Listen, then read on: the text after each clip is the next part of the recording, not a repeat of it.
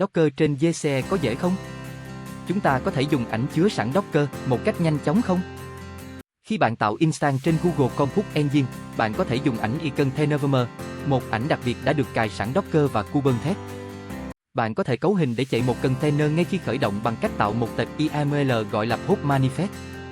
Ví dụ, Post Manifest này chạy container ngin và mở cổng 80 để bạn có thể truy cập nó.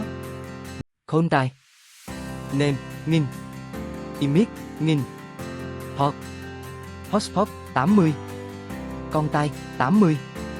Bạn lưu tệp này lại, sau đó khi tạo instance trên GCE, bạn đặt tệp manifest này vào metadata.